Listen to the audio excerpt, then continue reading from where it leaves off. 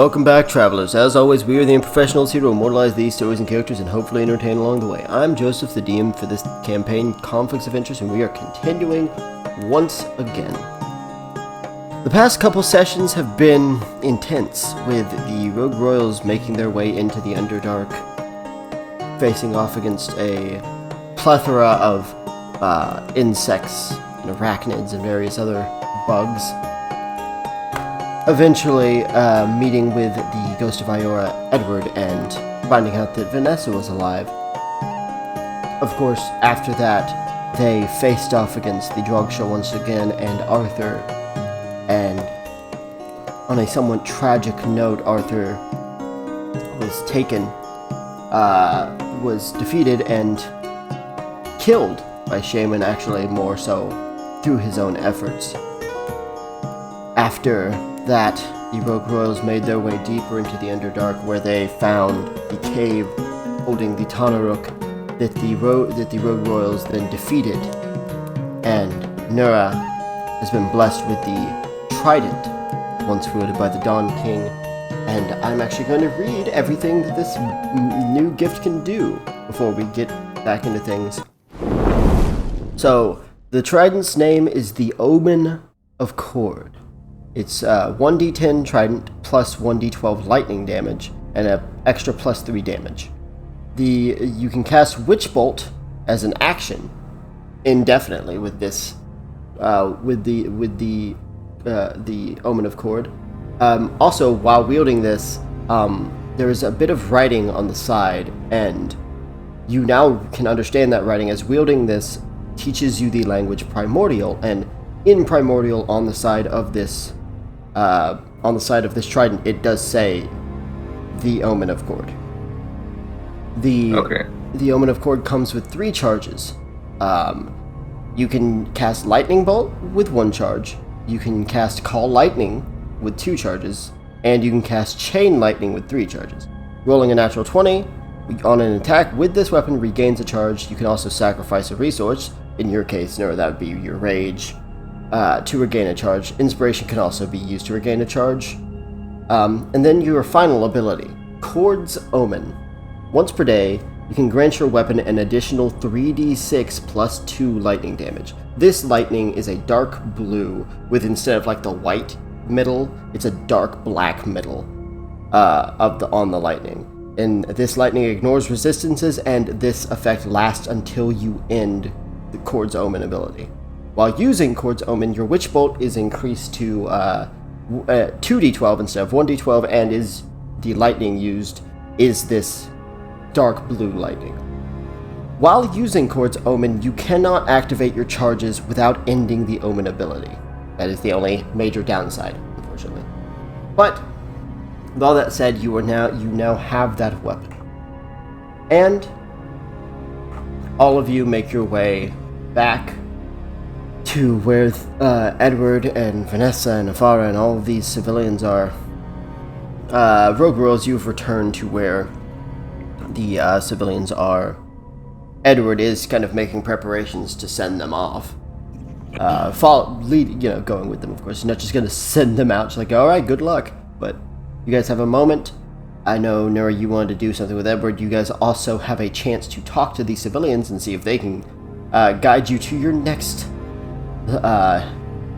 quest, which is the dragon that the Dauntless have asked you to discover why it killed all of them. Why are you such a bitch? Plot twist. We were just bored. The dragon? I did it because I wanted to. Tarmin would like to walk over to Shaman. John sees him approaching. Oh boy. She just sort of looks over at him. She still has a very dead expression. So does Arthur. Damn. Sorry. Jeez. Damn. Wow. Damn. Jesus Christ. Stop! Holy They're already fuck. dead! You didn't even think about that. Diabolical. No, I didn't. It just came out of my mouth. Yeah, what Jay That's said. what she said! Exactly what Jay said. Holy fuck. That was diabolical. We didn't really have much of a chance to talk after. Well, Even before the fight with Arthur. No. We didn't. But I know that this is tearing a hole in you. You're not wrong, but I just need time to process a multitude of things. You know I'm here for you, right? She nods. Yeah, I'm doing a little bit better, but not. I'm just having conflicting feelings right now. And I'm angry. I know this feeling well. It's the same pain of when I lost my captain. I was angry and I was sad. It's not just that. I know that you wanted to spare him. I wanted to spare my captain as well. But I couldn't. It's a little different. Not emotional wise. More physical. I've never killed anybody before. It's not your fault. I know that you're blaming yourself.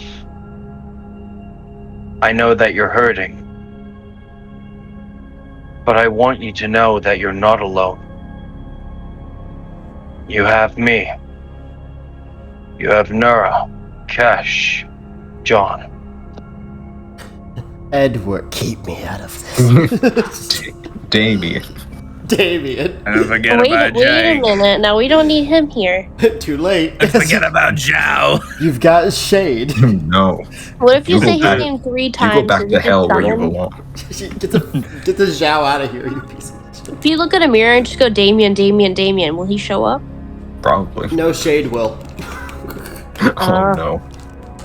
Tarman will offer his arms out just to offer up a hug. Shaman will go too, but she's not really looking for a hug, but she will go into his arms. Tarman will hold Shaman close.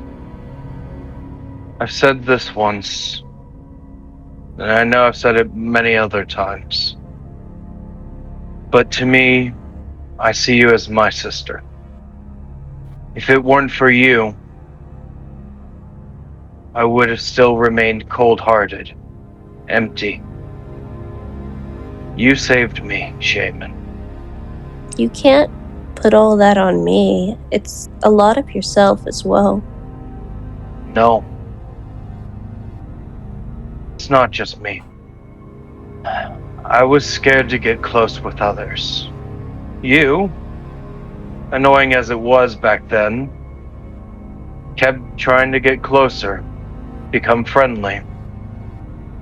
Offered food, offered kind words, made me smile, laugh. You changed me with all that. So being annoying made you just as annoying as me. Ladies, you're both annoying. As Edward's just walking past. Man really had to get his 2 cents. He heard him say cold-hearted and just started approaching rapidly. Jeez, can't no help need to be so chilled to the bone, dude. A cold front is rapidly God approaching. damn.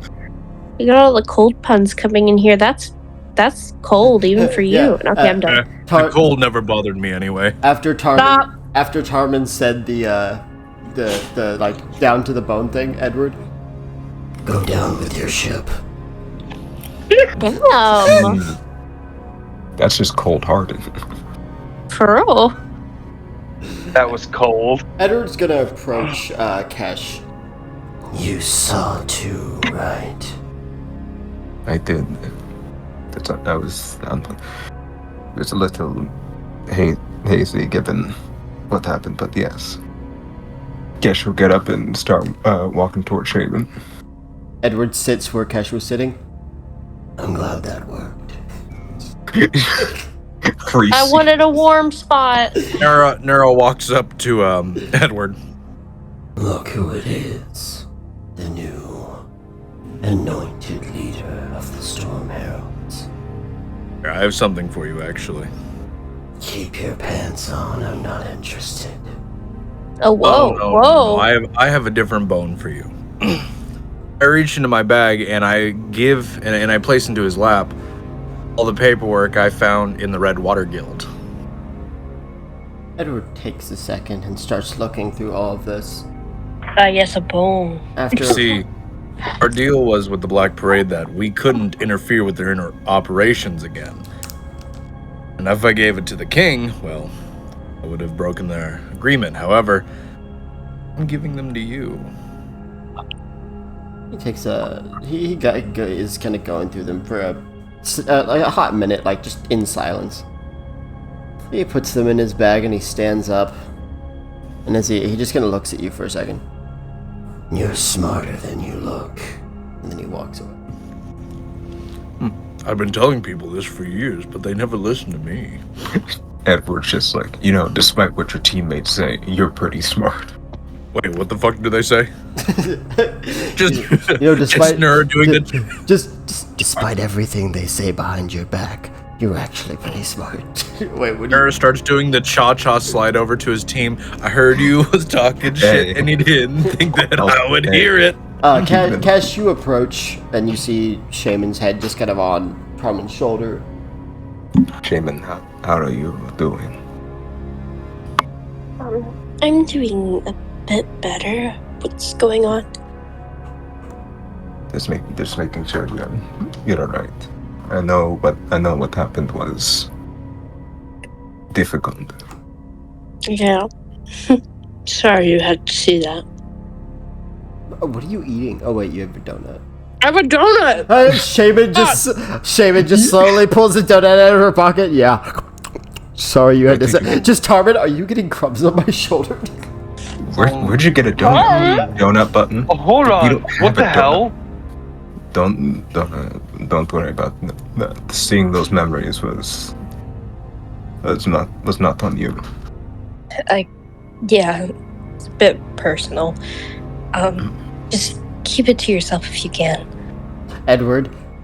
So his daughter died, right? Oh my god! Like he's just going around telling everybody. No, it was just. Or just pats over on Shaman's shoulder and goes, "So, Kicks his you head murdered off. your brother. It happens." Just goes for refugees. Like, me personally, I wouldn't let someone kill my daughter.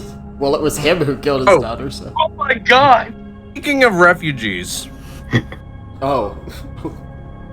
Hey, does anyone here know where we can find a big green dragon? Just people start looking over. And then Shaman, in Undercommon, you hear, what the fuck is that guy saying? She's going to repeat it. I know this one. So Nara starts flapping his arms and goes, "Roar, roar." And you hear that's typical barbarian. just another guy whispering. Shaman, you hear an Elvish. What a fucking idiot. Did he hit his head? Nara points his trident. What you whispering about? What you whispering about, bitch? No hablo inglés. Damon is going to announce. She's going to.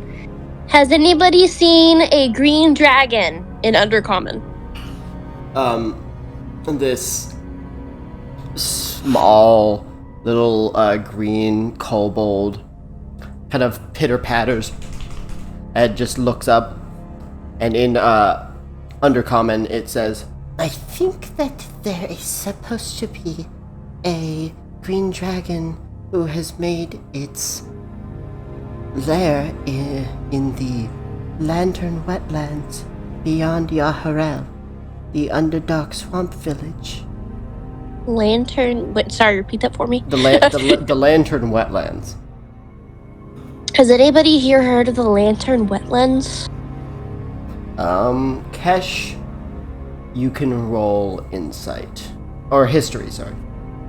Okay. So, Kesh, you do not hear what Shaman is saying as you're watching a butterfly fly by. Ish. As a large, kind of fluffy minotaur. Like one of those, type of, cows that are, super hairy.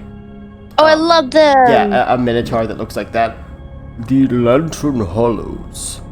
Or not the Lantern Hollows, that's a whole different thing. Sorry. The Lantern Wetlands is a large swamp that seems to glow with fluorescent light, a pale green light, across the entire valley of the wetland. Yaharel lies just between our home and the Lantern Wetlands. And she's gonna relay this information to Kesh. He just walks over to Kesh. So this, and this. Ah, I see. Yes, the wetlands. Now I remember. Yes, Kesh, you have heard of the Lantern Wetlands. As described, they are basically a bioluminescent swamp in the Underdark. People will travel through there, going from business to business, if you know what I mean by that. Typically, it's pretty safe because it's the only place in the Underdark that's always fully lit, that doesn't have a lot of civilians in it. However, you do know that in the past couple years, people have had to stop going through the Lantern Wetlands due to a few unfortunate accidents that led to entire traveling parties disappearing between Yaharel and places like the Underdark markets. And we get to walk right through there.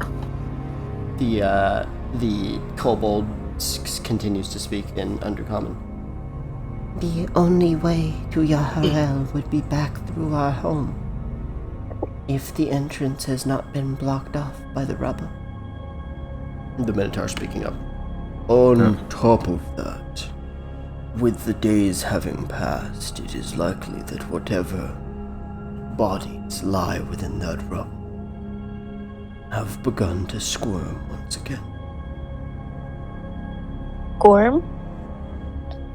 They're undead. Yeah, remember, the continent has a curse. Pretty much any corpse that is mostly intact seems to return to life in the night. And God knows how that works down here in the Underdark. Yeah, it's a very necromancy-friendly continent. Fun. Not like they have a choice. Well, we still have to do that job, so get rest. And be sure to say your goodbyes to anyone you wish to say goodbye to before morning comes, before you all awaken. I will have led these people out of the Underdark and towards the Soul Kingdom. Shaman is gonna walk towards Afara, wherever he is. Afara, who is no longer unable to walk, you see that he still does not look super well. His eyes have dark circles around them. He's breathing still pretty raspily. But he's reading a book. His arm is bandaged up. What is left of his arm is bandaged up. Nub, the little nub. But he looks up. Shame. Shame. I'm glad you're doing better. What did you do to your hair? Cut it? Interesting. Are you doing okay? Not really. But I'm glad that you're here. For now, yes. She's gonna lay against him. No. It feels like there are small explosions happening beneath my skin. My body feels at war with itself. Is it because of the fire? Yes, I believe so. The doctors, or the doctor in Rhine, may be able to figure out what's going on with me, and perhaps the clerics and paladins, some of their magic may be able to help as well. Do you think you could maybe regrow your arm? Or is that gone? I am not a lizard folk. Yeah. You can always make one out of fire, right? Well, I don't know. I mean, perhaps. We'd have to make it out of charcoal. Edward just slapping her across the back of the head. You're right, I should have said coal. Slaps him again. Yeah, just he says that, and then Edward just takes a second and then slaps him. Okay. But, Afara, I don't think I'm going to be needing that arm again anyways. Are you retiring? I think that my little firecracker has become something more of a firework. Not really. But Getting the chance to watch you fight, I've realized that I've been so afraid every time you go out to do this adventuring thing that I've forgotten just how strong and just how strong your friends that you've surrounded yourself with. I know right now you feel that you are left in the dark and that it will be hard to find that light again, but Shaman, if anyone can find that light, it is you. I think you're going to be just fine. I just hope you'll be okay. I will. I'm not ready to say goodbye yet. I still have to make sure I'm there. As he looks over at John, who's kind of just talking with civilians, making sure they're okay. Make sure I'm there to see you in that white dress. She's going to do like a very minimal smile the first time she smiled a little bit since it happened. You should rest. Your journey here in this nightmarish Underdark on this continent is not quite over yet. She's gonna give him a kiss on the forehead. He is going to smile. Rest, firecracker. I can do that. She's just gonna lay her head on him. He will just kind of hold her there and continue reading. Is there anything else anyone else would like to do before rest?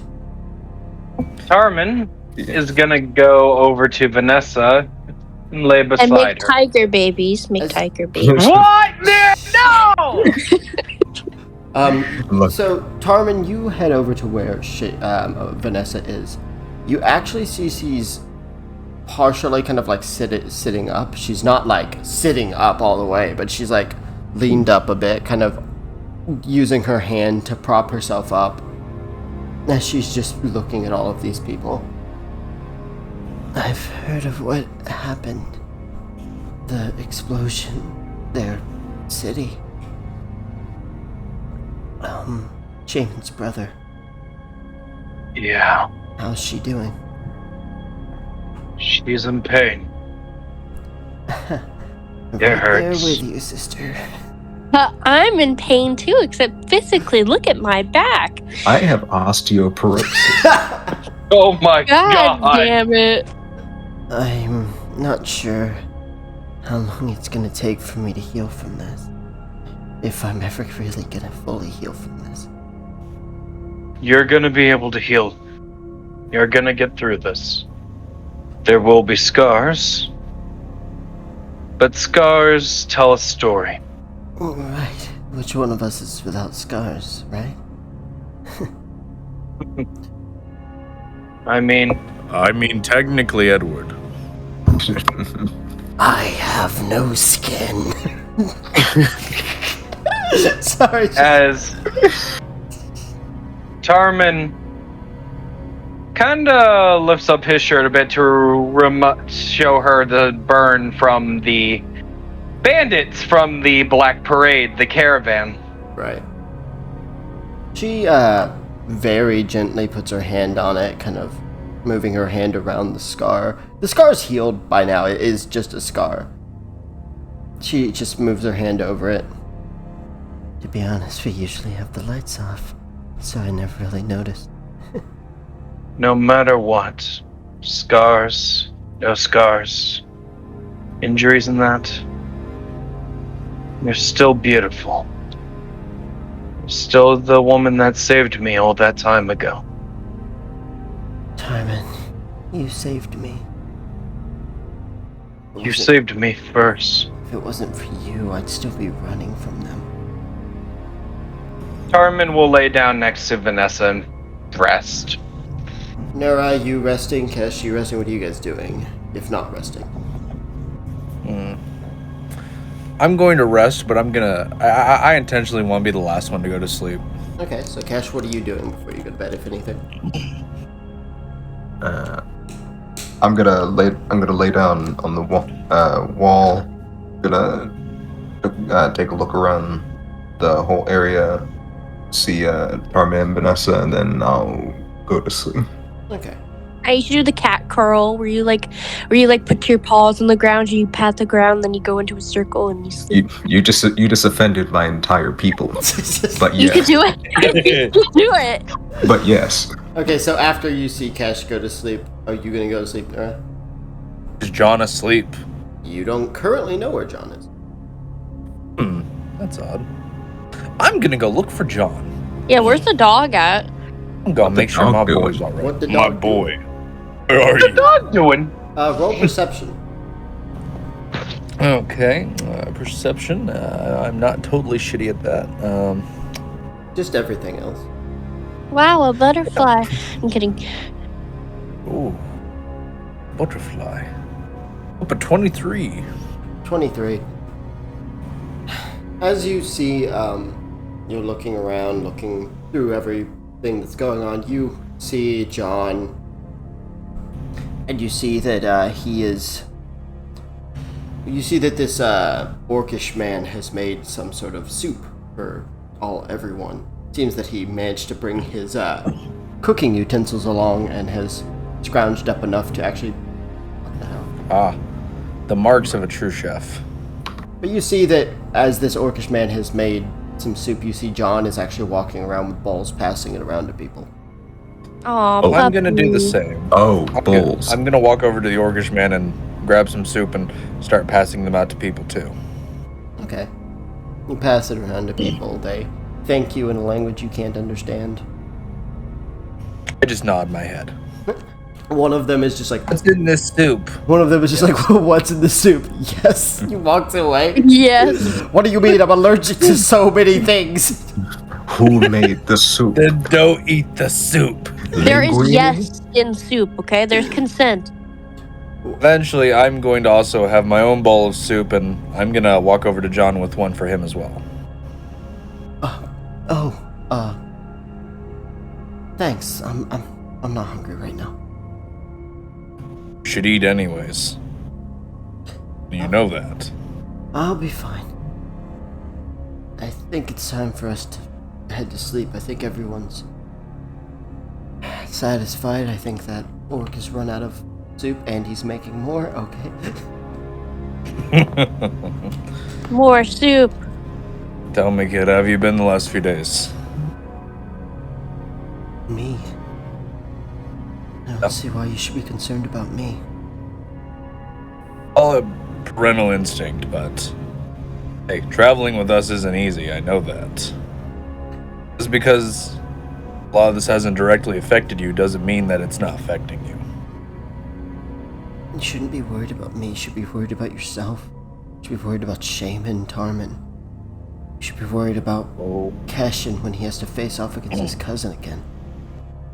Oh, trust me, I'm all worried about that. You forget.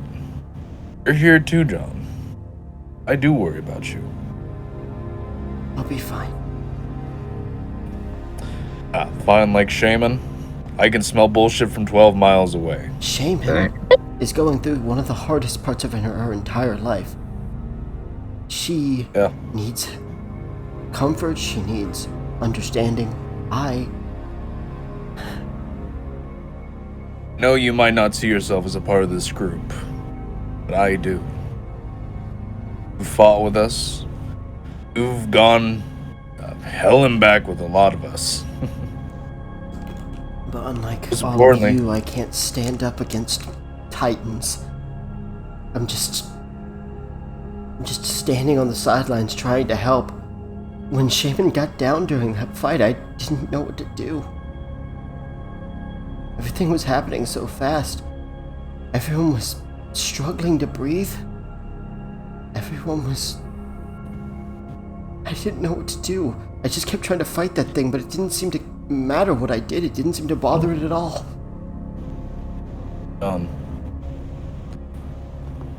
The reason you wanted to help is because you care. It's more than I can ask of a lot of people. What good does that care do if I can't actually help? The reason I became... means you want to help. The reason I became an adventurer was because I had Fang, and I had to make up for the things he did, for the things I knew he was gonna do. After being trained by my master in the Lunar Kingdom, the skills that I learned, I knew I couldn't just sit by and let criminals and monsters ruin this world. I had to do something. I had to help because I had these abilities, I had these skills, and I couldn't just sit on the sidelines. But as I keep traveling with you guys, I mean, what good am I? What's the point of me being here? And there's so many people who are so much more capable. And on the plus side, they don't have a murderous monster inside of them. Hey, that dog's being reformed, bro. I am currently hold on a second. I am currently eating a ham sandwich in the void. Leave me alone. Emotional support. If it wasn't for the fact that you guys have to keep me around, would you? You know, John, back another person asked me about that. Why we would have you in the group, especially with such a liability, such as Fang. Having Fang around, it's a lot less of an asset than you think. Piled a card, completely unexpected. You know what? Then that got me thinking. That's also John. Me? What are you talking about? There are things that you can do beyond Fang. I know you're stuck in a rut. I know you think that you have to make up for everything Fang does, but you don't. Want to know how you become a better hero, a better person? It took me a while to figure it out. I learned from doing a lot of bad that you also have to do a lot of good. And that good can be in anything. You could slay a dragon. You could stop a bandit raid. You could pass out to soup. Child refugees. You could sit down and talk with a friend. You could sit down and be a good listener. You could be a good learner. You could be a good teacher. An old friend once told me that ripples are the starts of tidal waves. What we do now could set forth centuries worth of deeds to come. Good, bad. You never really know. I guess that's why we gotta try to do more good than we do bad. I don't know, maybe that's exactly what it is. I just want to be able to do... I want to be able to do more good than the bad I've done, the bad I've seen. I want to be able to stand, face off against this evil of this world, knowing that somehow that I'm better than that I'm standing on the right side. It's a big first step. And not to say that you haven't already fucking ran right into the right side. Because you really have. Been doing great, boy. Thanks for the conversation, Nura. I appreciate you trying to make me feel better. Alright, time for sleep. Nora just falls down. Yeah, Nora. Yep, Nora does that. I've noticed. He just doesn't matter where he's at. He's just like, all right, good night. It just falls forward. So, everyone is asleep, and everyone eventually wakes up. Shaman, you wake up next to near where the rest of the party is asleep. Nora's asleep in the distance. But you're kind of, Shaman, you've been kind of moved towards where Carmen and Vanessa are. You see Kesh asleep on the wall. You see John asleep a little further away. And you see that all of the civilians are gone. And that Afara is gone. And that Vanessa... Oh, I said Vanessa, sorry. That was a mistake. Yeah, Carmen is laying by himself and Vanessa is not there either. Damn, they didn't even say bye to us? Edward just wanted us to get our sleep. Edward left in the night. He took everyone to leave, like, as you guys were resting. Easier to travel that way. But all of you begin to awaken. Shaman first, then Carmen, as he kind of realizes that there's no one laying beside him. Kesh, Nura, and eventually John. Yeah.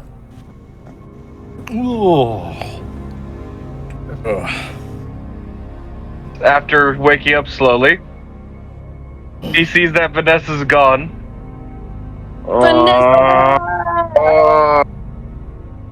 Once everyone is kind of up, John just walks over to Shaman. He doesn't give her an option. He just wraps his arms around her. Oh, morning, honey. I love you. She just sort of rubs his head. I love you too. I have a quick question to ask you.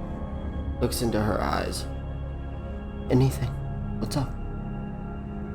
Do you remember Fang saving me?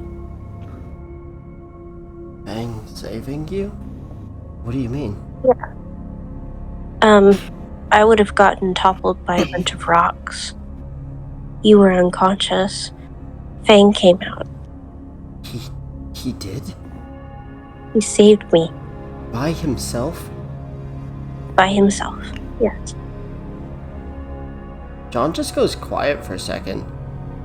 And his eyes are a mix of confusion and, like, nervousness. And he stays silent for a hot second. Before looking around, kind of, it looks like he's thinking, but he looks back. You said he saved you? Yes. Has he talked about it? He hasn't talked to me much at all. He only really talks to me significantly closer to the moon.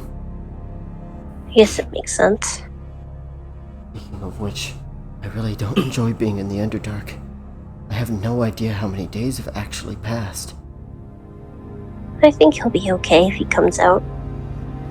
Hope Tarman's been able to keep track pretty well. We'll ask him. So far, I've out of game. Just saying. I'm kind of taking a guess because of the fact that I don't see the sun. Yeah. So I'm at the moment where I'm saying 37. Yeah, that's. It could be 37. Could be 29. No, I'm just kidding. What? It's not that much. I'm kidding. But John just looks at her. If you need to talk to me, just feel free. I guess we need to gather our things and find. What was that place that kobold was saying? I forgot the fucking name of it. Lantern Wetlands. Of lanterns. The wetland of the Lantern Wetlands. Yeah. But what about the? I thought it was the Hall of Lanterns. No, it's a wetland. It's like a underground swamp that's biofluorescent. Ooh, do I get to meet Shrek? You get to be Underdark Shrek. So, I feel like the Underdark Shrek would be a cave ogre, so don't want to. God, what are you doing in my cave? But so we're supposed to head from. So hang on, I have to remember what you guys said. So we have to go back through the rubble. Hopefully the entrance hasn't been covered, and then we're going to be going to a swamp village called what again? It's Yaharel. Okay. Gesundheit. Okay, so we go to Yaharel. I guess we talk to the people there, and then we find our way to the Lantern Wetlands. Yep. Any other things that I'm forgetting, or is that it? Green Dragon. Right. Oh, yeah, and also in that the rubble of the city, there might also be undead. Okay, great. Oh, yeah, and monsters, because we're in the Underdark, so we could literally encounter monsters at any time. Okay. Yeah, I'm ready whenever everyone else is. All right. Tarman gathers his things. Let's go. Everyone else? Gather my stuff We're and on our way. heading out. And they should be fucking afraid. Okay, so you guys No. start to make your way back up the pathway that eventually led to that Underdark city. Takes a couple hours, as it did before. Mostly in darkness. You guys can light torches if you want. But eventually you guys come up to that area, Shaman. You see the what's left of that kind of like campfire that Farah had. And you remember this area because this was the last place you saw Arthur. The same place that you ended things. And the opening that kind of looks over the city, you can see some stuck in the rubble, some wandering around the destroyed wastes. Skeletons, zombies, a variety of simple undead, where civilians of this city once stood. However, if anyone would like to roll perception. That's 30. Not doing Jesus that. Christ, Kesh. 14! 28. Oh, 28. So, 14, you, Tarman, you take note that some of the buildings actually did survive the cave-in. Surprisingly enough, there are some buildings that are still intact. Nura, with that 28, good fucking god, you realize that most of them are just houses. Nothing of significance, but you see what appears to be a newer structure. And it perhaps placed there by the Drugsha. And Cash, just because you had 2 points over, you actually can tell that it appears to be some sort of like supply depot. So things that they brought down, tools, money, armors, supplies. That seems to be where they were keeping all of that. I want to go there. You said that. And also with a 30, since you had a fucking 30, you also see that there is a couple of like pathways on the north side past this supply depot that are still unblocked. You never really were informed which of these pathways is going to be the one to get to Yaharel, but you do see that there are cave openings, so there should be at least one pathway that should be able to get you there. I see some openings to the north there. It passes by a supply depot, it seems. Supply depot? Supply depot? We should check that out. Do you see, as I point towards the newer looking building. Now I owe you an ale. It might have been used by the Drugsha. Well, if it was used by the Drugsha, it could definitely have some useful stuff in it. What do you guys think? Make maps. There may be a key item in it, sir. There may be a quest item. Nur's gonna go ahead and strut his way over to that depot. So the main entrance is blocked off. You guys can try to climb down, but do not forget that this city is currently filled with undead. Yes, we know we're living in Cleveland. I will like to climb down, but also stealth. Okay, so we're gonna take some of the rope that we still have, either Nura or Kesh's, and climb down. And Tarman has said he is gonna stealth. Is anyone else going to stealth? I'll spell. Okay. 17! Now, Dice Bot really doesn't like me today. Nora jumps down, and as you guys look, he's just gone. Damn. Just the quietest superhero Just Nura's jacket flaps open, he lands on a thing, and he goes, I am vengeance. I am the night. I am Stormvale. So you guys manage to climb down the rope. You kind of pull it down after a bit. Tesh puts it back in his bag. And you guys begin to move. Nora being able to go further into the city than everyone else, not having to kind of walk around the outskirts. Nora, you can see, tragically, people, some of these undead stuck beneath the rubble. To think that these were all just, for your assumption, innocent civilians is shocking, to say the least. But more shocking is when you have to hide behind a broken wall as this little girl just shambles past. It's really fucking sad. I cry. Nora takes a cry break. Allows you to catch up. But you all eventually are able to get across, and you all meet up near where the supply depot is. You all are standing outside. Luckily, none of you were spotted by any of the undead. So, what do we do?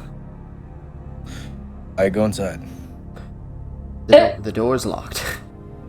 I climb to the roof. Okay, roll athletics. My favorite! 31. So Nora, you watch as Nora just grips his fingers into the wood and climbs up onto the roof of this supply depot. Yep. And now that you are up there, what are you doing? An entrance in? No. I just look over to the group. I just shake my head. No entrance. No entrance up here. Is there any around back? Let me look. And then I just like disappear from the ledge and I go over to the other side. Look down, roll perception. 13. As far as you can tell, you don't see any like doors on the backside. You do see windows and everything, but all the windows are shut. I pitter patter across the roof back over to them and I just go, shake my head. Just windows. I look on like the road around us. Are there any undead like walking around the storage depot? No, they're mostly contained within the city area, which is okay. Which is where the main collapse happened. I'm going to hop down from the roof, and I'm gonna try jimmying the lock. Okay. Jimmy. You try to jimmy the lock. The lock is not. It is locked. Is Tarm nearby? Can he lockpick? Ooh, yeah, you're over here. So go ahead, roll lockpicking. Right. That's a 15.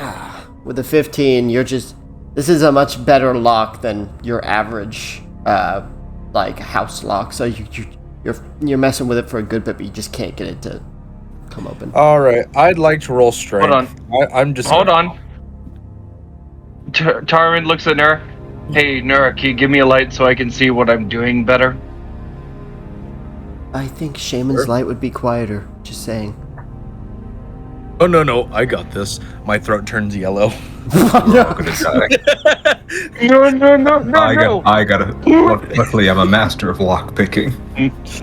No. Nura takes out a box of matches from his bag and lights it. Yeah, so that works too. I mean, you didn't have to waste a match. You have the human match, which is Shaman. Yeah, what? Yeah, not even the human torch. What's a box of 50 matches? Shut up. Like, it's not even the human torch. Try this again. There we go. Yeah, that worked. So after you're able to get a good look at it, Tarmin, you just kind of get it in there and just one quick twist and you hear the door unlock. Tarmin looks at the door. Luckily, this wasn't a thing of evil. Open that door. It's another Anyways. door. You guys go inside? Yep. Yes. So you guys enter and you see, kind of like on the walls and on the second storage, you see like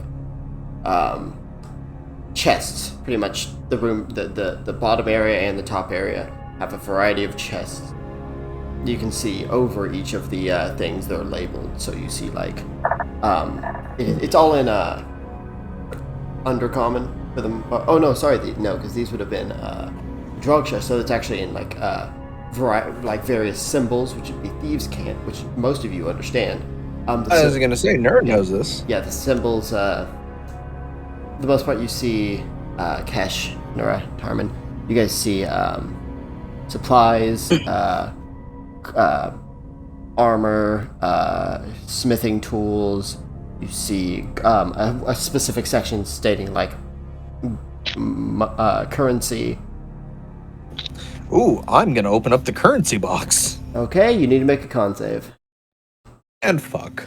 12. You take 11 damage as the chest opens itself up and bites onto your hands. Yes, finally. And Nura, your hands are currently inside of its mouth. As you just see the eyes open, and you just see the chest starting to lift up as you see this gangly body underneath it. Alright, cool. I'd like to roll acrobatics, because I'm gonna fucking German suplex this thing. Okay, roll acrobatics. Actually, that would be athletics. Yeah, I was gonna say roll athletics. It'll roll a contesting athletics. strength. These things don't have incredible strength. Eat a 30, bitch! Also, sorry, I said gangly body. No, I forgot that mimics from... I've been playing Dark Souls. Mimics from D&D do not have gangly bodies. They are just chests. So this is just a big chest that is chewing on your hands. No, I am whole-forcingly, heartingly... It doesn't basically have... It doesn't have it doesn't have an insane amount of strength or anything. So yeah, it wasn't gonna. So you suplex it.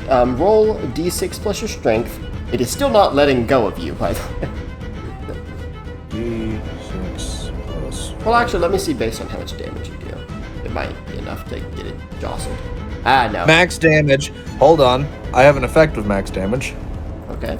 Let's see. Max damage. Add 4 to that, please. Oh, okay. So that's 15. Okay, it'll. That's the thing that I was going for actually. So it'll have to make a save. Not let go of you. Okay, it made it. So you lift it up and slam this chest down. It does not let go though. Damn. So Can I attack it? Yeah, you guys can attack it. I would be careful because it is currently holding your holding your barbarian's hands hostage. You're gonna. Come punch this thing. Come punch this I thing. attacked Come the punch this thing. backside of it. One sec. You're gonna take 7 more damage, Nura. And Tarman, you rolled a 20, so that will hit it. I'm attacking it from behind. I'm gonna attack it from the top. Yeah, you guys. Roll to hit. Shaman, dick punch the thing. Just be careful, because, like I said, it is his hands are there. 30. 30. Just physically attack it. Kesh hits. Tarman did 31 damage. Let me attempt to hit it. Hold up. 8 plus. Oh no. 15? Can we add sneak attack to this? 15. Wait a second. I wouldn't say yes. Do 15 and 20 hit? No, Are yeah, mimics I'll say sentient yes. creatures? I'll say yes. Can they think? Barely. I don't. No, they can't think. I don't think. No, they're technically sentient, but they're pretty. I mean, there is an intelligence there. But it's not a lot. But I was gonna say, listen, if you let go of me now, I But won't kill regardless, Shaman, you hit. So here's how this goes. So this thing is holding onto your hands, Nora. You slam it down. Tarman slashes it from behind. Kesh literally leaps up and stabs down on it. And as he's now standing on top of it, Shaman punches it through the back and rips out its tongue. And its jaws open and it collapses onto the floor dead. Well, All right. And your wrists are bleeding, Nora. All right. Maybe Let's just look at the chest carefully now. Fair point. Can someone please bandage me up? I'm rolling medicine on Nura, and I got 20. Okay, so you managed to patch his wrists up pretty relatively easy. They're pretty deep cuts. That thing was feisty, but not very strong, thankfully. Yeah. All right. I will search inside the dead mimic. Yeah, so inside of that dead mimic, you find 200 gold. And all I'm Letting saying it is amongst the attempting to party. eat me. So each of you get 50 gold. No. Except for John. No, it's fine. He's an NPC. No, I share some gold with John. No, he's an NPC. He literally doesn't need it. He has all the money he ever needs, which is none. Exactly. All right. Okay, so what is the assumption that any of these others might be a mimic? I would assume. Let's Seeing as the find out. dog show wouldn't God, I'm want, so glad that my trick worked. I was like, if I put the word money over this mimic, will Yes. they just go for it? Money. Always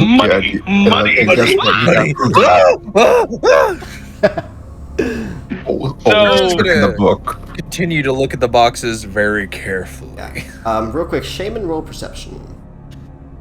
Okay. Great, there's another one.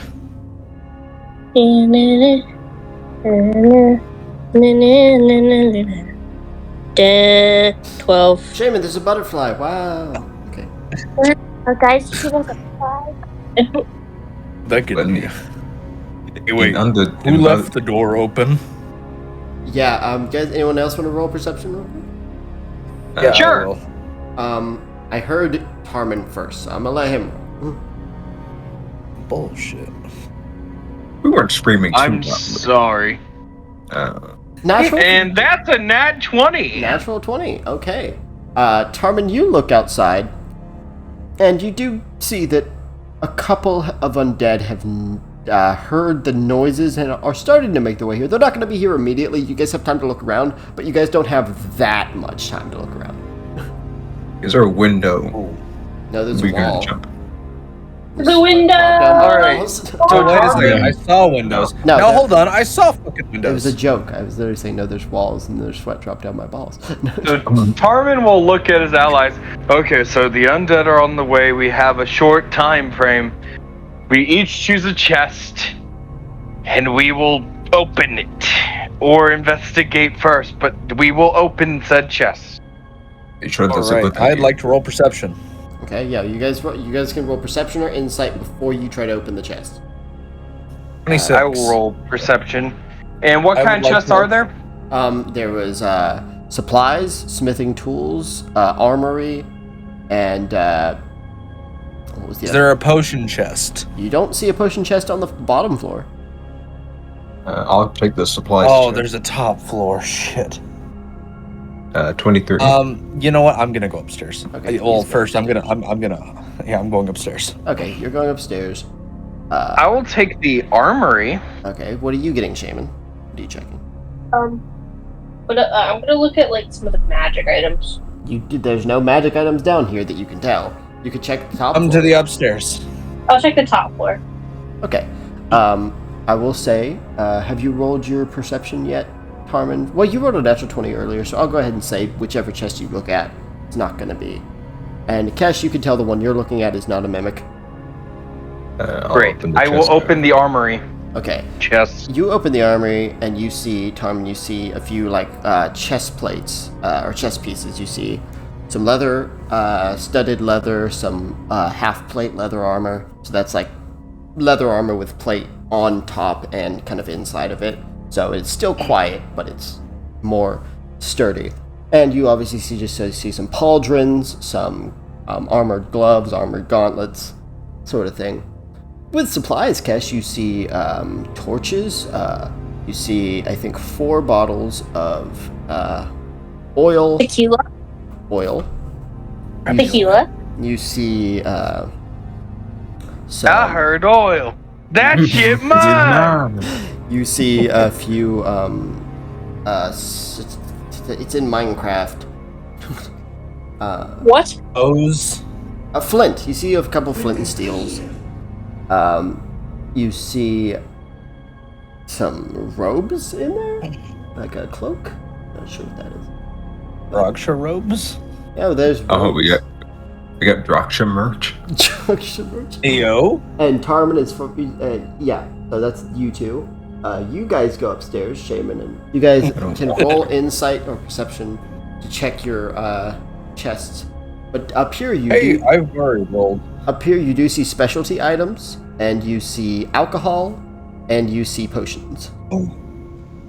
Oh. Can I just keep my 26? Yeah, you can. Which one are you checking? Potions. Okay, so you go over to potions, and it does not appear to be a mimic. Cool. I open it up.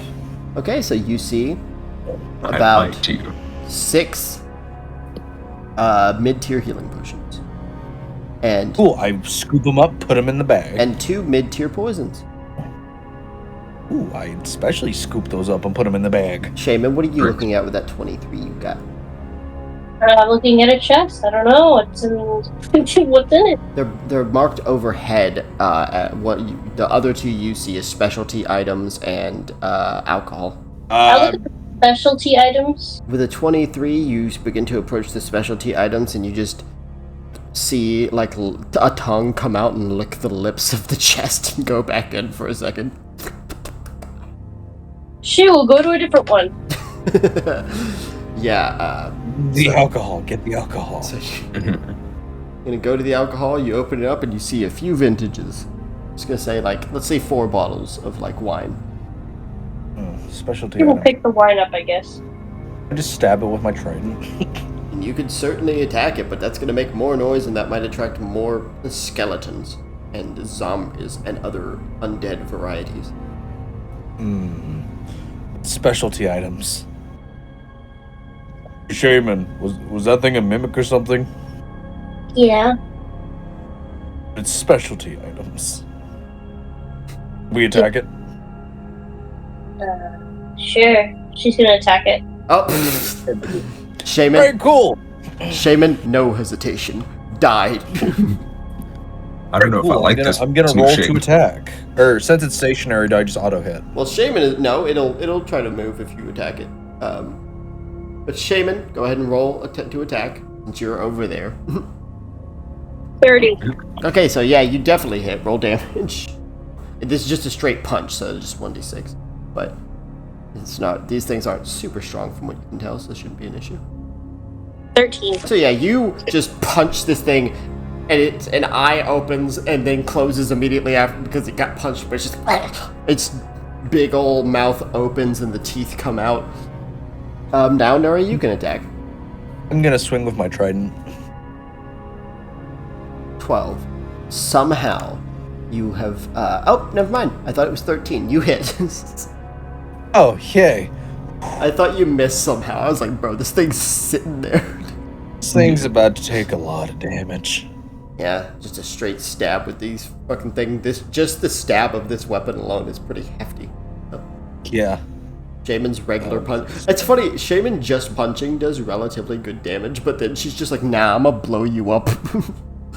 17 damage. Okay, so you kind of move over and you stab it, and it does hurt, but it's not dead, so it's gonna try and attack you.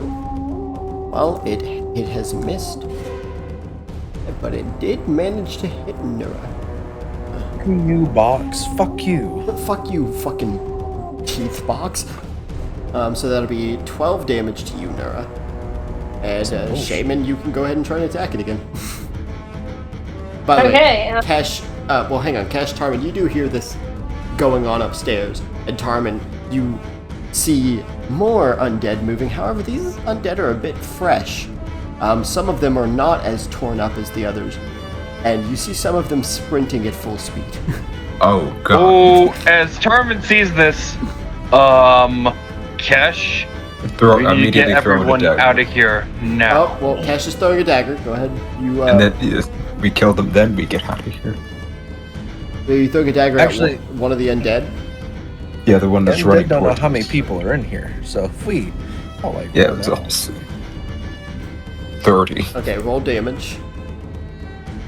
10. 10. So you just beat the health for these very simple undead. So that undead just takes your dagger to the head and just collapses. But there's still more. You just see more coming. It's still not like an insane amount, but there's definitely more than you guys would like to encounter right now. Tarmin, they're coming. What are you doing?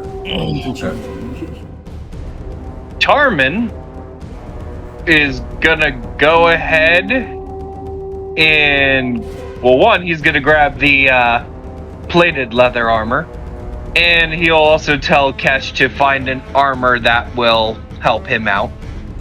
And he's going to go ahead and get into a defensive stance for any undead that come through that door and into his range. Okay. They're still not here yet. But there's more of them now. John is gonna open one of those back windows. Okay, Shaman, go ahead and attack this mimic again. Wait a minute, throw the mimic at the zombies. Oh my god, wait a second. Well, it'll be Dura's turn next. So. Hey, 14? You hit it. So I hit it again? Oh. Uh-oh. Well, roll damage for your first one. If the damage is enough, I mean, it won't matter about that natural one. Yeah, that's true. Okay, so 8 damage, and you need to make a dex save. Oh, I get in front of the hit. Oh, okay, well, you need to make a dex save, Dura. 14. Okay, that's enough. It does damage you, so you'll take 6 damage instead of 12. But it tries to bite onto her arm as she's going to punch, so you push her arm, and it bites kind of the edge and scrapes down your arm, but it doesn't catch your hand. It's your turn now. Cool, I'm gonna... Are you gonna do the... kill it this time. Well, are you gonna... Wait, hang on, wait, hey, whoa. Oh, okay, hold on. Did you remember what Kavan suggested? Just saying. Yeah, but I need what's inside of it first. Oh yeah, fuck, that is true, isn't it? Damn. You can't... Unless I can just open it up, reach in, grab, and then throw it. But you could certainly try, but you'd have to get this thing's mouth open first. Yeah, no, I'm just gonna kill it.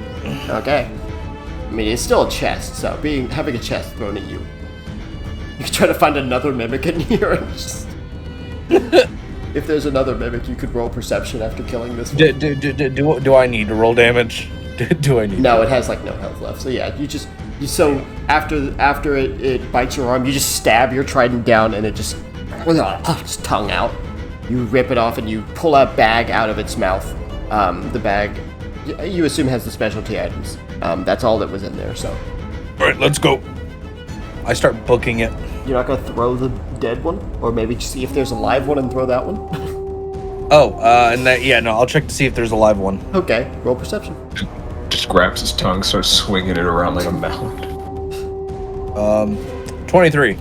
23, you're looking around and you don't see any down here. However, you do see, as you look up, you see a single mimic dangling from the ceiling by its tongue, and it seemed to be waiting for one of you guys to come to a certain spot, which you're kind of standing near, but it's still, you weren't close enough, and it was waiting to drop down onto you. Oh.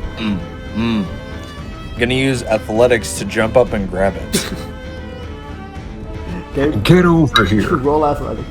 You jump and literally grab a hold of this mimic, pulling its tongue off the ceiling. And I just imagine like, and I'm grabbing it in a way it can't thrash to attack me. Well, yeah, I mean it's a fucking box, so it can flail its tongue. But you can roll another athletics to chuck that thing at some zombies. Yep, no, so I make my way downstairs, making my way downtown. You guys just Kesh Tarvin, you just see him running downstairs with a fucking mimic in his hands, just biting and like thrashing its tongue. Just both of us look at each other. So I roll athletics again, right? Yeah, 30.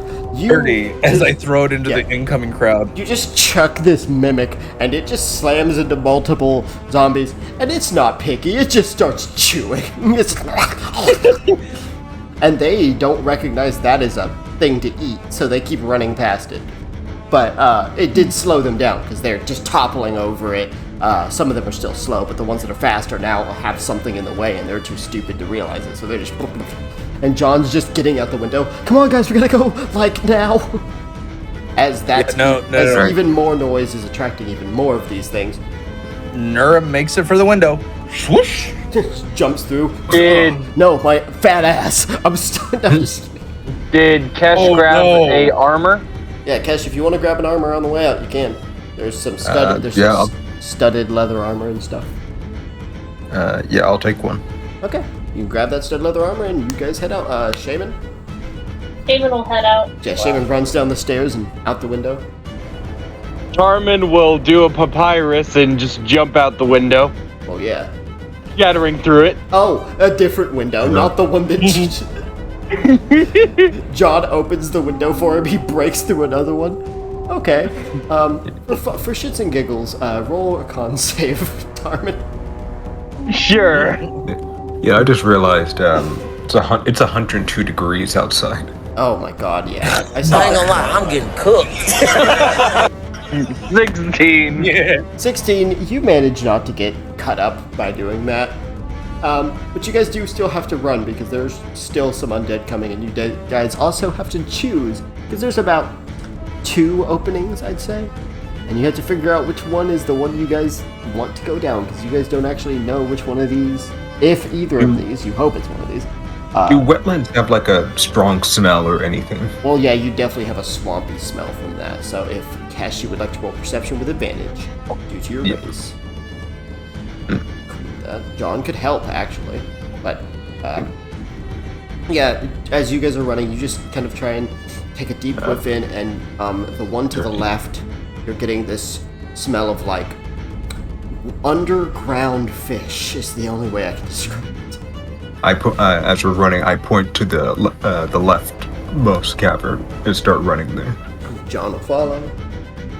Charmin will follow. You all run down.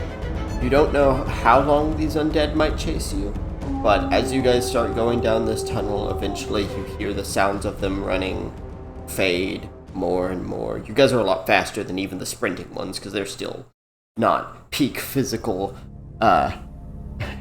performance like you guys. See, the fastest people are Nura and Shaman. I need you guys to make dex saves real quick. Oh, this is about to hurt. Dex save. What's my dex? I'm sorry, David. I'm sorry, little one. 20. So, Shaman, you feel your feet starting to slip, and you kind of come to a halt, kind of grabbing hold of the wall and sliding and managing to stop yourself as the ground got extremely slick. Nura, you slip, you hit your head, you tumble and slide down from the slickness, and you fall out of the hole and slam into the water below. Now the Underdark itself is attacking. The Underdark itself. But anyway, I swim up to the top. Yeah, well, it's not a swim up. You slammed. You also hit the muddy ground beneath. But luckily, everyone just looks down. John's just like, Nura! And then you stand up, just covered in mud and gross water. Oh, okay, it's nothing. John is gonna jump down. Charmin will jump down. Shaman will go.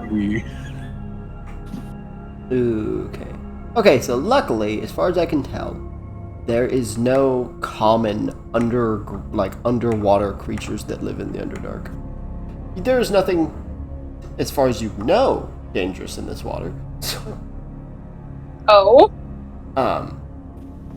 But you guys do see, kind of pretty much right in the middle of this swamp that you found yourselves in, you see a village just kind of on stilts, pretty much on top of the water.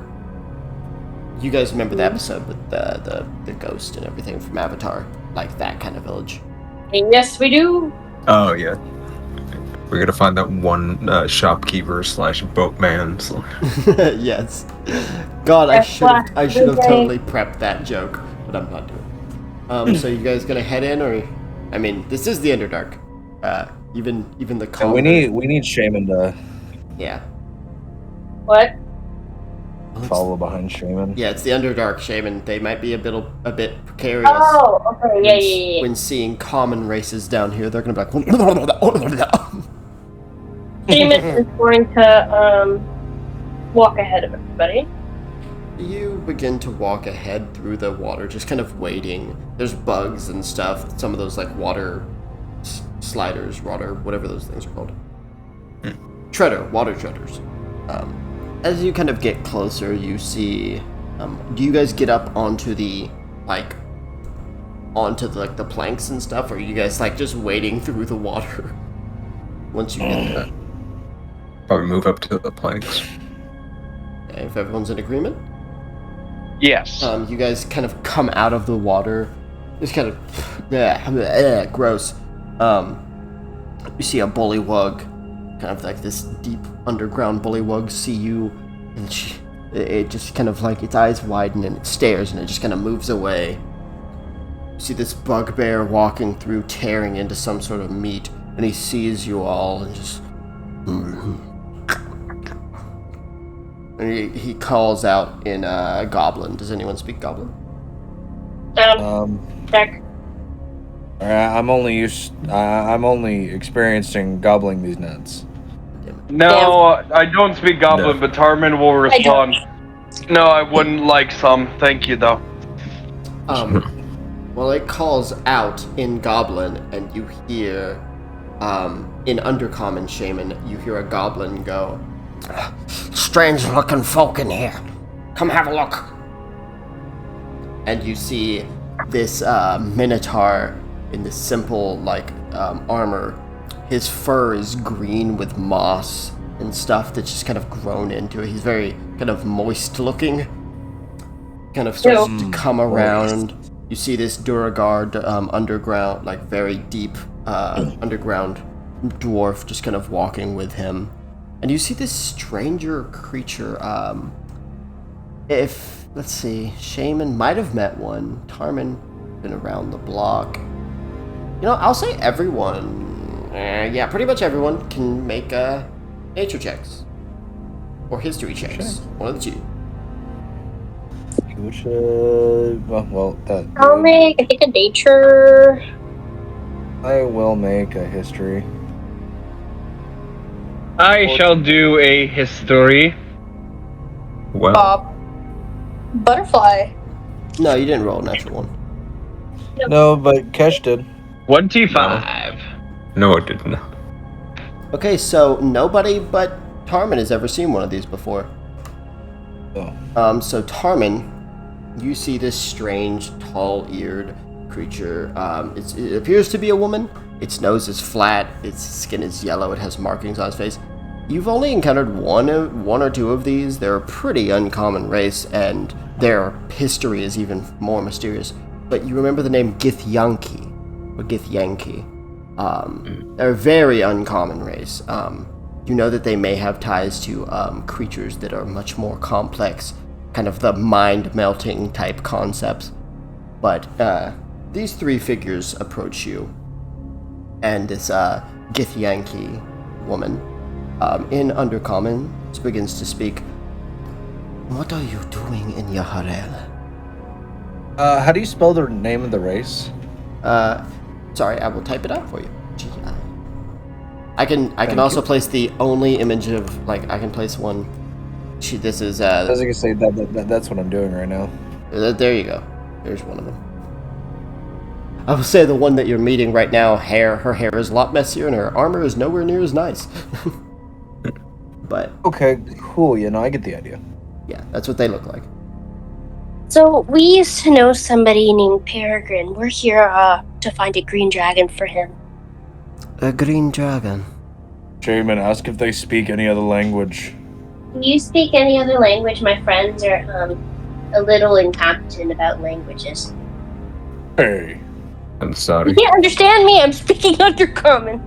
This Githyanki woman begins speaking a language none of you understand. I start speaking Primordial.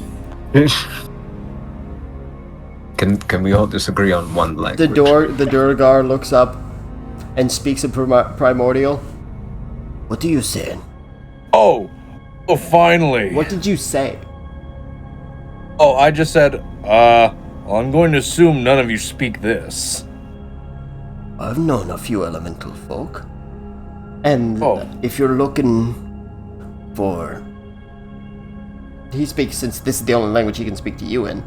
If you're looking for a dragon, no luck here. As the Githyanki says to Shaman. Might be a good idea to ask around the bar. Maybe one of the civilians have heard of it. Are you the only one here that speaks primordial by chance? Because this is the only other language I know. Yeah, pretty much. Shite. Anyone in town speak thieves' cant, halfling, and or giant? Oh, I think big friend here might speak giant. As he starts speaking to them in giant. Hi. The Minotaur looks. He doesn't say anything. I go back to talking primordial. Yeah, no, he doesn't understand. Oh, as he speaks in Undercommon, and you hear this, Shaman. You don't know, giant? And he just looks down. Whoa, why did you think I knew giant? Oh, no, you're big. Look, we're going to go inform the keeper of our village that you are here. You go talk to the people in the bar. She will nod. We should probably go to the bar, guys. As the Githyanki kind of comes around and she speaks in another language that none of you understand. A different one based on the pronunciation, but the Durgar and the Minotaur seem to understand what she's saying, and they look at you. Durgar gives a nod. Minotaur just turns and walks off. They all kind of head off and start making their way towards a slightly larger building in the center of the village. Armin looks at this Githyanki is what you called it? Githyanki, yes. As he will speak, very uncommon to see a Githyanki around. What language do you speak that in? He's gonna try Elvish. She stops. And she says in Elvish, which you understand, Shaman. You also understood what Tarman said. Oh. Why didn't you start with that? You're lucky that I'm well read. We're not a common people. No. Then again, most places aren't really welcoming of us. That's why I live here. But she just, after she says that, she moves on. Going to the bar. Okay. So, you guys make your way towards the bar in this dirty swamp town.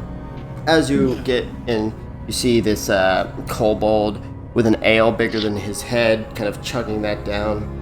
You see this tiefling man sitting at a table. He just looks up at you. And you see this large, and I mean large, like he's quite a heavy set, what appears to be like an Underdark Triton, like some sort of subspecies of Triton. He just looks at you. He's missing one of his eyes, and his other eye's kind of big and wide, and he just stares. Hello, everyone. They all the kobold stops drinking and just gives you like the stankiest eye. Bayou music stops.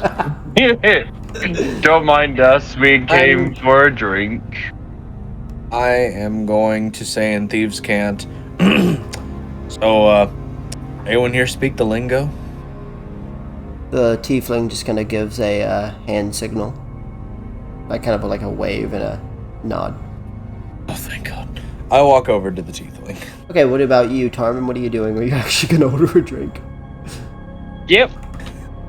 Okay, so this Triton points at the kind of menu, and you just see like pretty much let me pull this up. I have it right here. So like a regular drink is 10 gold, food is 15, and you see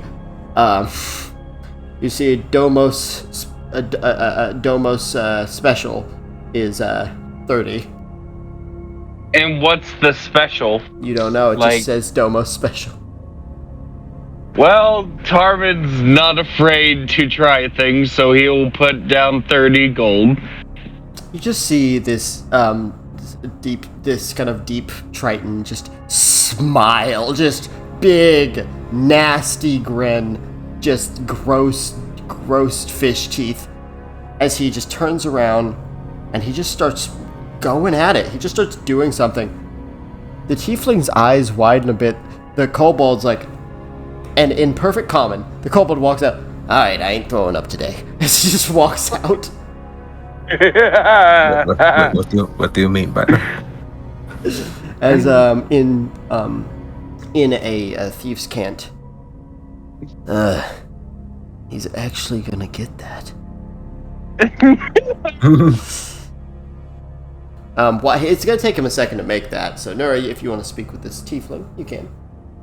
Though I will say, Cash, Tarmin, you can also understand the tieflings. Alright, then I'll go over near him. Towards the tiefling. But Nura is the first one to approach him, so Nura, go ahead. So what is in it, exactly? I think it's a mix of, just whatever he has lying around, to be completely honest. He thinks it's delicious. I've seen him drink a whole mug of the shit. But I've also seen people take a shot and be sent to the... Well, we don't really have a medic down here, so just sent. Duly noted. Won't be ordering that. And it's still on the menu. It's on his menu. Domos it's his menu. Domos is a special fishy man. After a moment, Tarmin, he places down a shot of what I could best describe as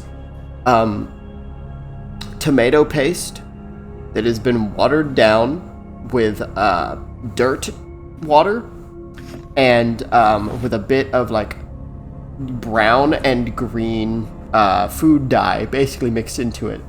And you look in it for a second and an eyeball just floats up and just looks at you. It looks like a fish eye.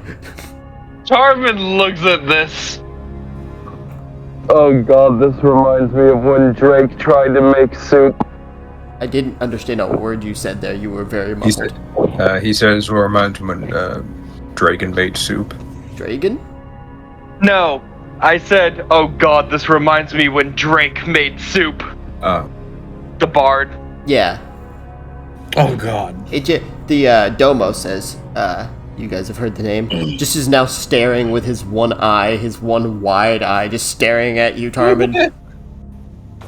Tarmin will raise the glass, kind of give a cheers look in, down the gullet. Roll a con save.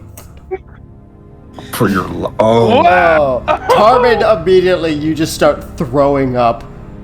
And everyone else, while Tarmin is throwing up, you see Domos, just a frown comes across his face, and he just kind of mutters in, you don't know what language, maybe Aquan, but he just turns around and walks out to the back of the bar, and this tiefling, oh, that is unfortunate. But he says that in common. Oh, you speak common? Yeah, the kobold did too. That's nice. Just Tarmin throwing up more. Well, just looking at that, looking back to his tiefling. So we're looking for information. Well, that's one thing I'm good at. But first, I'd like to know what exactly you're doing here. All doing here. The only one of you who looks like they belong is her. As he points at Shaman. Well, down here to kill a dragon. Dragon? Yeah, big green one. Heard rumors. Name's Artex, by the way. You can just call me Tex if you want. Tex, I'm Nura. It's Kesh. Nura? Wait a minute. Hang on. As he just kind of counts. Rogue Royals. Pleasure. Hope I'm not on your list. I mean, you're not the Green Dragons. Alright then. Promise you I'm not some sort of serial killer, just do some smuggling. I've heard rumors of a green dragon just past the village. Into the Lantern wetlands. But you're gonna have to talk to the keeper of the village if you're going to pass through there, because he usually doesn't let anyone pass. Usually anyone who comes down here. Anyone who's not a part of the business, like myself, doesn't belong traveling through there. Ever since people started going missing, I've been staying here in Yaharel, not trying to die. Understandable. But if you're wanting to head that way, you're gonna have to talk with him. Good to know. You're alright there. Oh, that's Tarman. Yeah. Yeah. Hi there. Don't worry. As Tarman Go ahead. As Tarman gets up, he looks at the barkeep. No, the barkeep. Hey! The barkeep's gone. Where are you?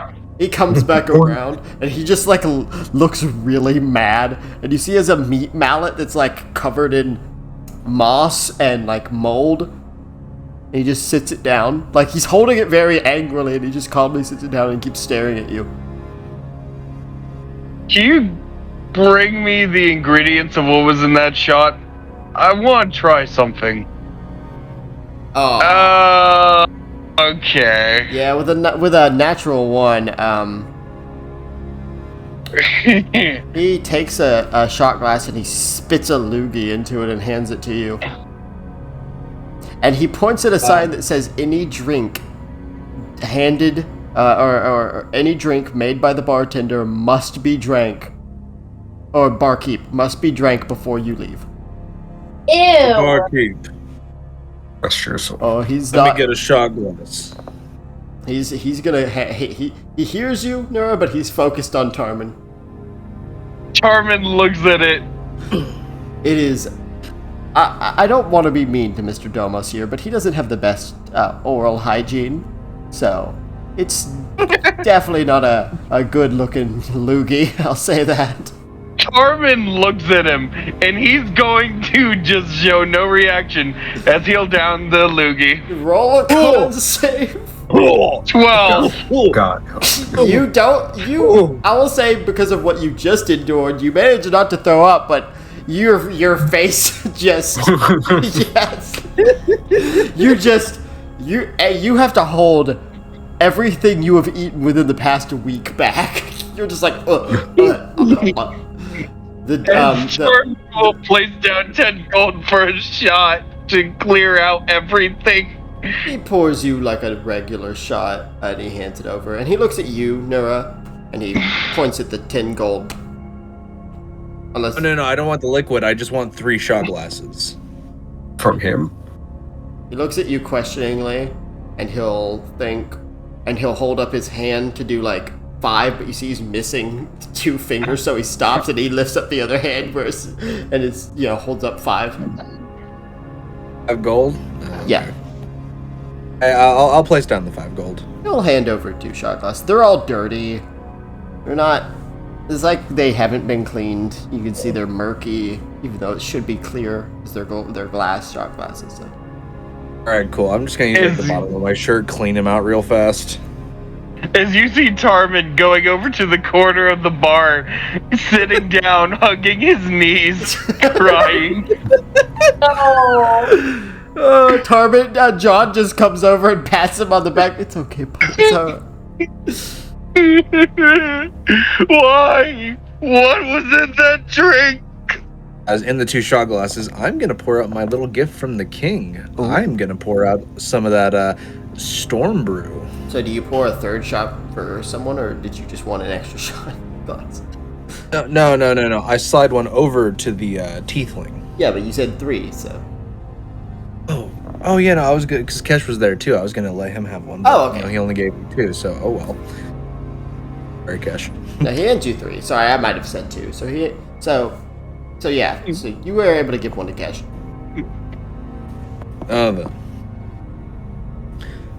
Assuming that you don't work for a certain organization, but assuming you do, we have how would one say, a ceasefire. Not sure what organization you're talking about. I'm a mercenary. Perfect. I say mercenary. It's mostly protection jobs.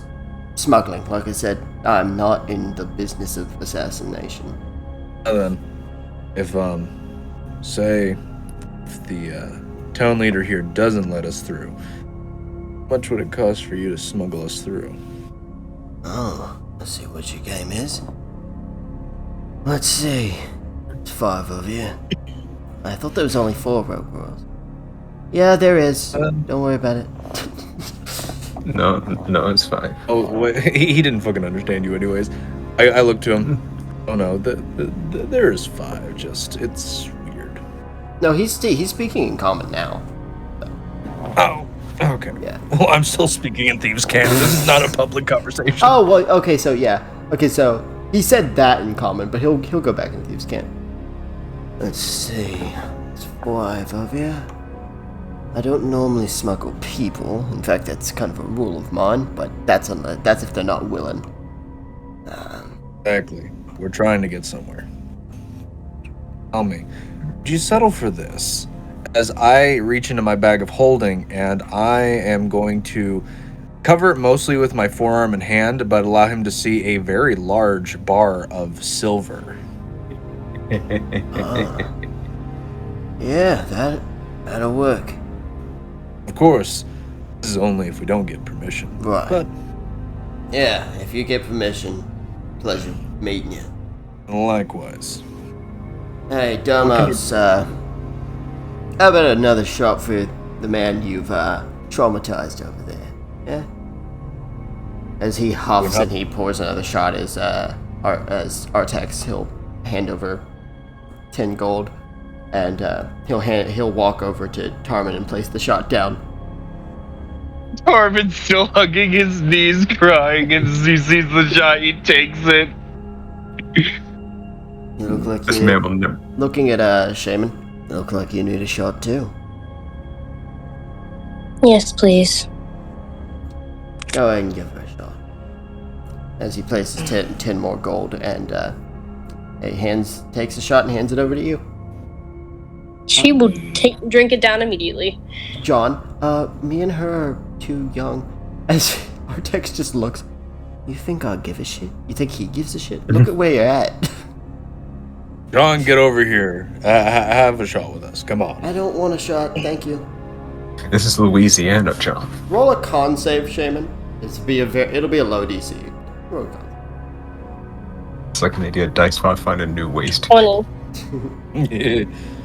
Okay, yeah, it burns and everything, but you handle it perfectly fine. Can I get another one if possible? As he points at the sign that says 10 gold. She will hand over 10 gold. Hand you another shot. She will take it. Oh, you're starting to feel a little tipsy. A little bit, good. Just a very slight bit, like a buzz, more, I'll say. Nura's gonna clink together the shot glasses. He's gonna hit it to the table and shoot back some of that storm brew. Tex will do the same. Can I get another one? Relax. Cash, Shaman, I have free liquor right here. Cash, are you gonna drink? Oh, give it to me. Cash, are you gonna drink your shot? I will. Yeah. Shaman will drink what is offered. You bring it to your lips, and your tongue gets static shock as you're drinking, and it goes smooth. It's hard to describe. If you imagine like a very subtle Baja Blast,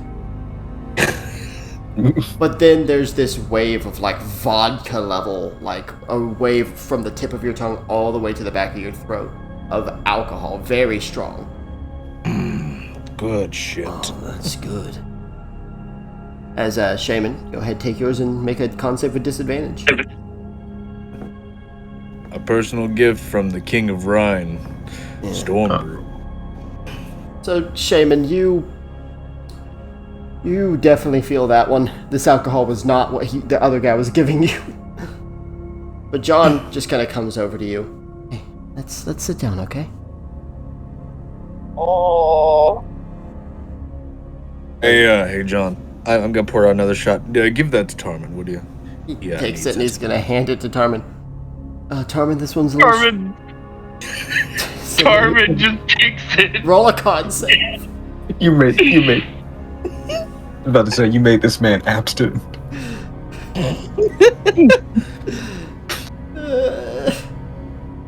Oh! Yeah. Tarman, I ain't gonna lie, I'm getting cooked. Stop doing that. Tarman, you take the shot, and that table is quickly a different color. As you just... Tarman, out of nowhere, you would hear... What the fuck? Domos just punches his bar and points at the side. No puking on my tables. Tarman just holding back his... Oh, I'm not gonna puke on the table. No, you did. You already did. Oh. Tarman says that after having already puked. Tarman just looks... Fuck, I did need to throw up. Do I still need to roll that con save? No, you guys will be okay. Yeah, Shaman just has already been drinking a bit, and plus this is a stronger thing. Tarman has already drank a bit, and plus has experienced horrors beyond human imagination. So. I miss Vanessa. I miss the memory of never drinking this. But you see, Domos does not look happy by this point, and Artex just gets up. It's alright, big guy. It's alright. You guys should probably head out, but a pleasure, Mr. Storm Herald. If you are gonna make that business call, I'll be outside the... It's Stormvale. Stormvale. That's your last name?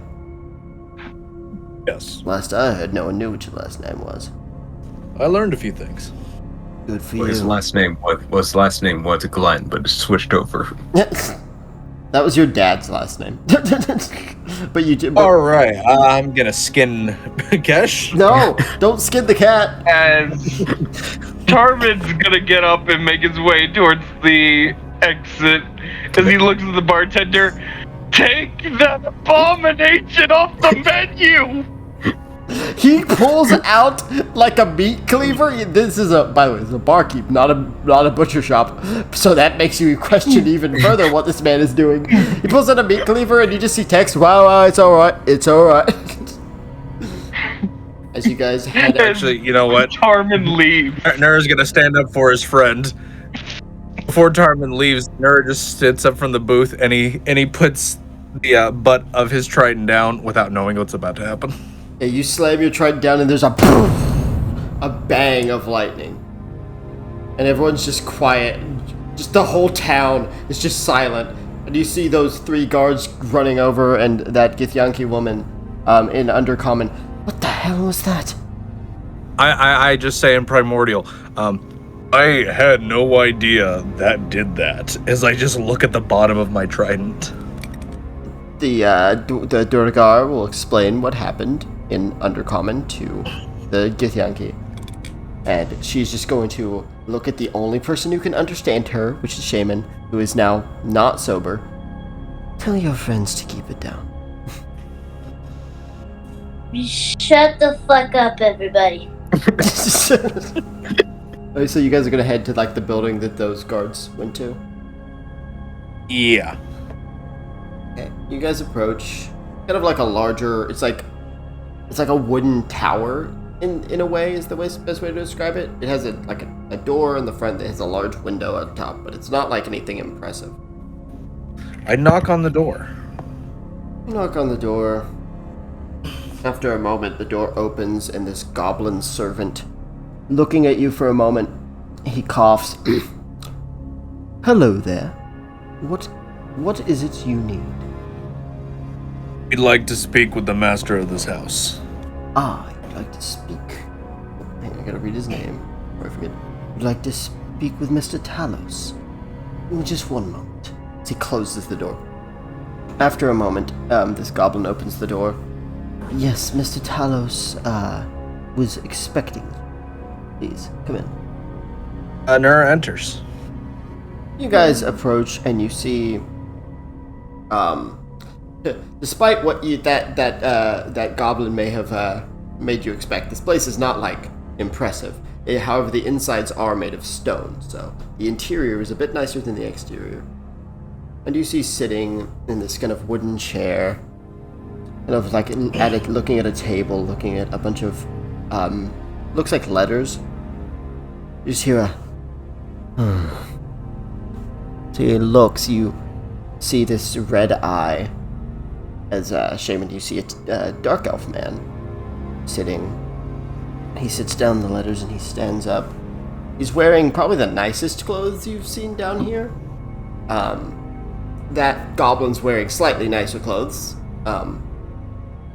But this dark elf approaches, and as he approaches, you see the side of his head is shaved, where you see like a scar kind of going from like the left side of his head, the right side of his head, all the way to what you assume to be to like the back of his neck. And you can see where his mouth is, there's a massive scar going from the left side up towards his ear. And he speaks in Elvish. As he speaks directly towards Shaman. What brings you into my home? She sort of slurs her words a bit. We're looking for a green dragon. So you are the ones that they told me about. We're trying to find that dragon and do our job. He's still crying, trying to get these words out. You can tell that this Mr. Talos seems to be perturbed to an extent. He expected you guys to be weird outsiders, but you're definitely weird. He drank at the bar. You speak common to him, and he just looks over at you. Doesn't know what a word you just said. I'm having. Can I have Shaman translate? But he's gonna look at Shaman. We the drinks. Yes, I have heard of the rumors. And I know that you come asking to enter into the wetland. How do I know that I can trust what you say? Oh, no. I mean, we good people, I think. Good people. Yes, well, good people can be troublesome. Look over to Shaman. What is he saying? He says that good people are mean, troublesome. Tell him that our only intention in where we're trying to go to is to settle a debt for an old friend. We settle debt for old friend. All right, hey. Cash just seeing this conversation, like, all right, I'm going to break the language barrier here, as I'm going to use the psychic whispers. Oh, there we go. Why did you wait that long? Oh my god. You know, it was kind of fun, though. So now all of you can understand each other because brain language is not, I do not like that you are in my head. Would you prefer we go back to first version of this conversation? No, this is better. All right, then. How is it I can trust what you say? All of you can hear this, by the way. Cash is connected to everyone. Yeah. Business we have down there is with a green dragon, and it's to settle something for an old friend. Wanted answers as to why his friends were killed by this thing long time ago. It's our only business down there. As I said to the drunken one, I have heard the rumor of the dragon. People have been going missing, bringing shipments through. If you are truly going to deal with whatever this is, I have to trust that you will keep your mouth shut about our business down here. Right now, it's of no concern to us. It is of no concern to us. Oh. Whichever one of you guys... Don't give a fuck. whichever of you two people who are not, fucked up. Wait, hang on. Can I? Is her like mind talking drunk too? Yes. Oh. Kesh, Nora, whichever one of you guys have higher persuasion. Roll persuasion. Let me see. Oh, Nora, that's up to you. My persuasion is +9. Oh, good lord. Go right ahead. 16. 16. So he listens to what you guys have to say. He nods a bit. This dragon, or whatever it is, even if the dragon is not what you find, still kill whatever it is you do. And perhaps when you come back through here, there will be a reward. Oh, guess we'll have to do that then. No.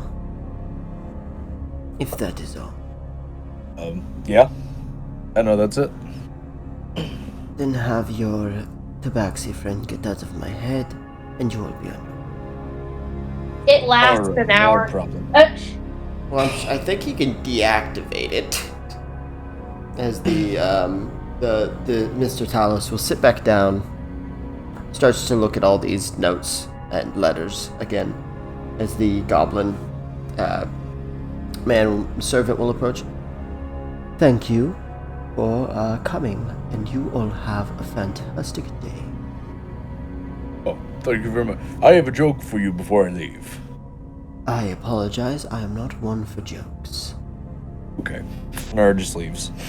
You all leave, and he closes the door after a bit. We should get going. So yeah, we should. Then Shaman, are you good? Actually, you know what? We should talk to my the associate I met. He might be able to at the very least lead us down the right path. It's not a terrible idea. I got to look for him. Yeah. You guys walk back over to where the bar is, and you see he's waiting outside. And he says in Thieves' Cant. Didn't go well? I say in Thieves' Cant. Actually, no, went great. We have permission. But it also occurred to us we have no idea where to go down there. But you do. Right you are, but if a dragon shows up, all due respect, I'm not getting involved. No, we just need the tour guide. Alright then. Why don't you hand off that pretty bar of yours and we'll get that going. Alright, cool. I open in my bag and I pull out a bar made of mahogany and it's filled with drinks and it's... No, I toss in the bar of silver. A whole ass... Goddamn. Okay, so you hand him the bar, he kind of quickly passes it over, and he nods to you all, and he starts walking. Following? You follow. Yeah. Following. Yep. He gets as far as these docks goes, and then he just kind of calmly steps off into the water and starts wading his way. DM, just so you know, that bar of silver did not come out of Nurin Peregrine's treasure chest. That was something I bought earlier in the campaign, along with a ruby geode. No, I recall. Okay, cool. Just want to make sure. I remember you were going to make a necklace, and then you never did. Exactly. But now it has a new purpose. Yes. Yes. Bribery. Money. Thanks. You owe me a soda. Do you guys all get into the swamp water? Yes. Yep. You guys are going along, following him. Kesh, Is my body healed at all, or should I take a potion? I mean, you can take a potion if you want to. I'm gonna take one mid-tier potion. Okay. Kesh, you just hear...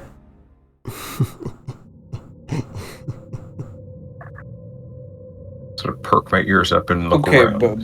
But you see sort of this bit of like brush, sort of like floating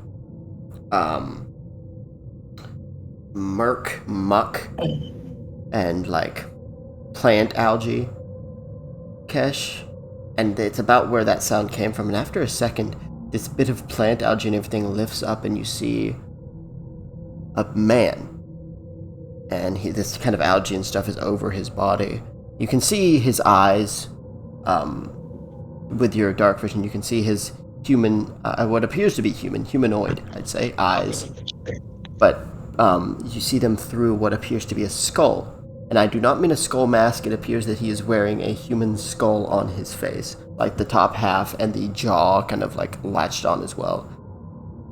And he just looks at you, and he brings his hand out of the muck and puts his finger to the lips, or the teeth, I'll say, of the skull. Shh. And man, I dropped the connection. As we're passing by, I'm just gonna keep my eye on him until he's out of sight. Yeah, this person just kind of watches you go. Eventually, as you're kind of coming around the edge where you're not gonna be able to see him anymore, he actually stands up, and you see he's like 7'4", something like that, extremely tall and extremely. And then right, like seconds after he does that, you go around the corner and you don't see him anymore. And that's where we're gonna end the session. Okay. Hey! Just things that you out here in the bayou. Thank you guys for playing. Thank anyone out there listening for listening, and we will see you guys for the next session. Stay adventurous.